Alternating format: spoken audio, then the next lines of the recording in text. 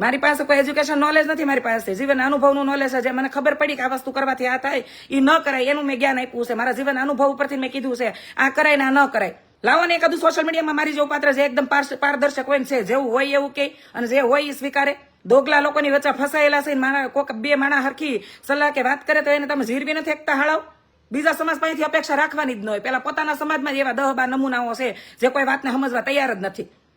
અને મેઇન સવાલ ઓલો કરી દો, મને વારંવાર બધા કહે છે ને બીજા સમાજની દીકરીઓ તમે લઈ આવો છો તો એ તમને સારું લાગે છે, તમારા સમાજની દીકરી બીજામાં જાય તો હું આડાવાડા જે આપણા વડીલોએ 18 વર્ષના વાડા પાડ્યા હશે એ એમને પાડ્યા હતા. આ ગઢવીઓ સ્ટેજ ઉપર ફૂકી ફૂકીને કહેતા હોય કે વેપાર વાણિયાનો, ખેતી પટેલની, વીરતા ક્ષત્રિયની, એને બધા નાક માટે કીધું છે. મને બધી નાકનું આખું બોલતા નથી, હું ગઢવી નથી, તો એને એમને કીધું છે. હે સરહદ ઉપર કેટલા બધા જવાનો હશે, એ બધા ખબર છે, મોટા ભાગના ક્ષત્રિયો હશે, શૂરવીરો હશે. ત્યાં તો કાંઈ એમ નથી કેવા છતાં ખબર હશે કે વીરતા એને લોહીમાં મળી હોય, તો અમુક વસ્તુ બ્લડમાં આવી હોય, એ વસ્તુ કોઈ બધા ઝીરવી ન હોય કે એટલા માટે ના પાડી સાડાવાડા પર રહેવા દો અને એમાં લગ્ન પોતપોતાની કાસ્ટમાં કરો. તે વળશે અમુક તેજસ્વીતાને ઝીરવાની.